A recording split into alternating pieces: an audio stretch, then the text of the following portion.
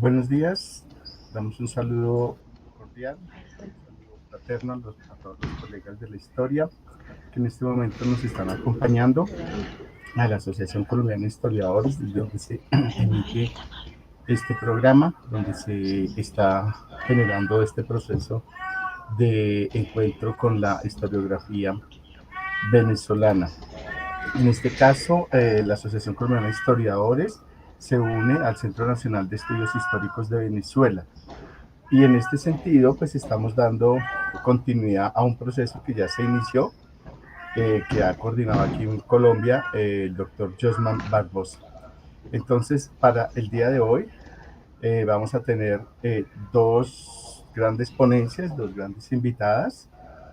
Vamos a abordar el tema de la aproximación a la violencia política en Venezuela de 1958 al 2018, historia reciente o giro narrativo, de la historiadora Patricia Méndez, que ahorita la presento, y el otro tema es Ayacucho, Flecha y Pollera 1824-2024, la participación de las indígenas en la independencia. Bueno, yo quiero saber si en este momento ya están las colegas.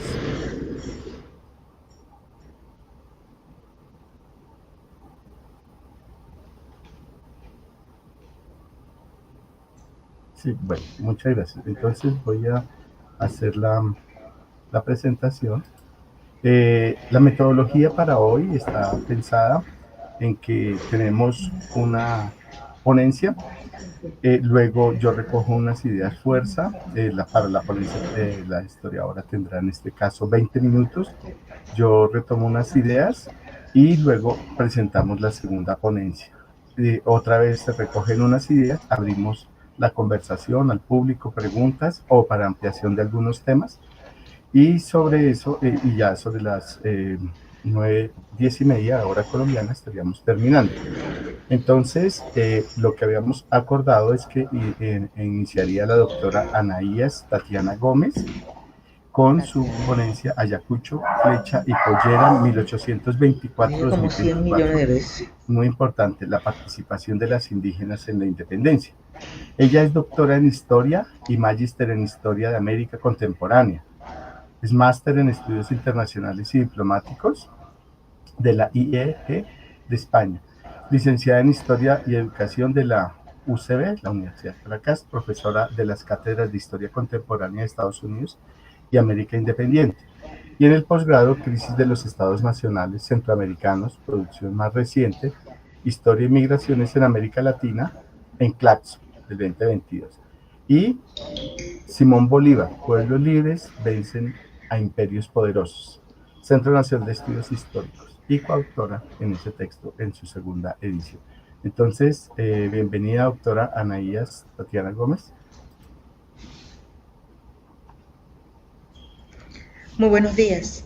Bueno, agradecida por esta enorme oportunidad que nos ofrece la Asociación de Historiadores Colombianos y también el Centro Nacional de Estudios Históricos, a sus autoridades por esta enorme oportunidad. Bueno, el tema que hoy traigo a colación lo vengo trabajando ya desde hace algún tiempo. Estaba cursando la maestría de Historia de América Contemporánea en la Universidad Central de Venezuela y en ese caso estamos analizando Perú y me llamó poderosamente la atención la guerra que enfrenta Chile, Perú y Bolivia. Y en ese relato me encuentro con que tanto ambos bandos como aquellos cronistas que tuvieron la oportunidad de registrar esas batallas daban cuenta de un número importante de mujeres en esos enfrentamientos. ¿Qué pasaba? Bueno, que cada vez que se formaban estos regimientos de hombres, detrás estaban mujeres. Esas mujeres fueron denominadas como rabonas porque iban detrás de los hombres. Nadie las obligaba a estar allí. Y entonces su número era realmente impresionante. Cada una de esas batallas podía tener entre 5 o 6 mil hombres y detrás 4.000 o 5.000 mujeres. Muchas de estas mujeres llevaban a cuesta a sus hijos, a las espaldas, y ellas no permanecían detrás, sino que cuando se iban acercando al lugar donde se iban a desarrollar los eventos, ellas se adelantaban a los hombres y pedían o asaltaban al pueblo para tener los alimentos que iban a preparar. ¿Por qué hacían eso? Porque esos hombres que ellas ayudaban eran sus hijos, eran sus esposos, eran sus hermanos, eran sus nietos. Entonces, ¿cómo era posible que entonces la historia de la mujer, de estas mujeres, no se hubiese contado? Entonces me generó dudas. Dice, si eso era así en esa guerra, luego me voy a la guerra de la Confederación Peruano-Boliviana contra Chile en 1830 y tantos, y eso también ocurrió allí. Entonces, era imposible que estas mujeres en Perú, en Bolivia, en el Virreinato del Perú, no hubiesen participado, porque ellas acompañan a sus hombres, a sus hijos, a sus esposos en la guerra. Entonces, obviamente estas mujeres habían participado y los indígenas habían participado en esta guerra. Sabemos que obviamente hubo un grupo de indígenas que estuvo en contra de la guerra de independencia. Esto es obvio, porque también ocurrió en prácticamente todo el continente. Es iluso pensar que todos estuvieron en el favor de los republicanos. Entonces, ¿qué pasó con aquellas mujeres? ¿Qué pasó con ellos indígenas, siendo que esa población es mayoritaria? Y es por eso que traigo entonces esta ponencia, manera de que se visibilice la participación de las indígenas, no solamente de los hombres, en nuestras guerras de independencia. Entonces, podemos comenzar con la presentación. Entonces, esta ponencia, no sé si se ve en la pantalla, bueno, esta ponencia forma parte de una investigación que pretende visibilizar la participación de los indígenas, pero en especial de las mujeres del Virreinato del Perú, en la lucha por la independencia. Fecha propicia no solo por acercarse al bicentenario de la batalla de Ayacucho, que sella la gesta emancipadora en el continente, sino porque en el marco de dicha celebración permite hacer un ejercicio de descolonización del pensamiento y de la historia nuestra-americana. Tarea que aún está pendiente, a pesar de los llamados de Enrique Dussel o Buenaventura de Sousa en ese sentido.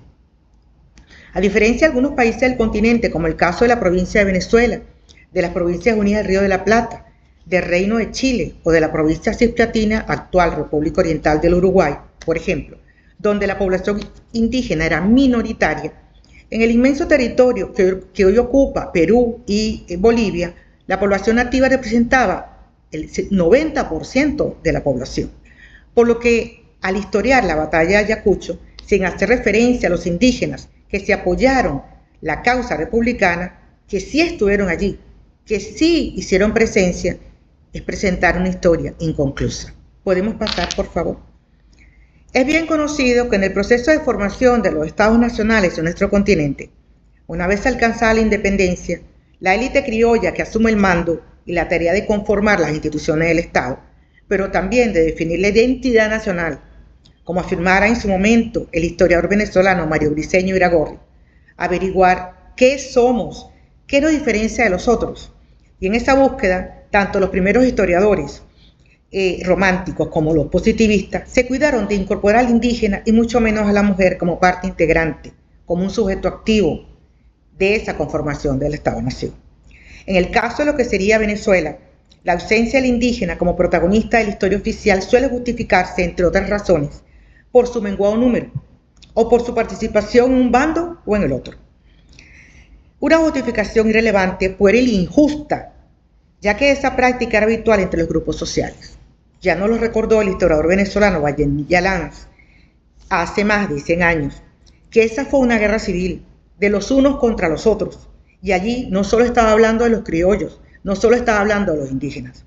De este modo se enfrentó Tupac Amaru contra Pumacagua, ¿verdad? Quien estuvo aliado de los realistas en una oportunidad y luego de los patriotas. Nada extraño, el mismo pueblo, como en casi toda América, enfrentada contra sí misma.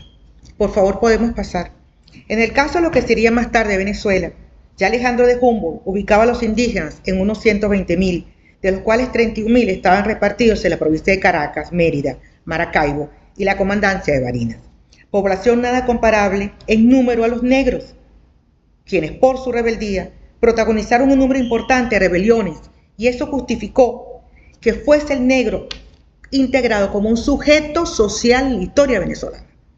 Así lo confirma el historiador venezolano Mario Briceño Iragorri al decir que ellos, los negros, fueron un muro de resistencia y rebeldía contra la autoridad española. Y entonces fíjense la diferencia. En el Virreinato del Perú, los indígenas eran mayoría, el 90% de la población, y presentaron una cantidad importante de rebeliones, y sin embargo no son incorporados en la historia oficial del Perú. En el caso de la exclusión de la mujer de la historiografía, las razones habrían de buscarse en las características de una sociedad patriarcal donde las mujeres no eran ciudadanas, estaban atadas al hogar y al hombre.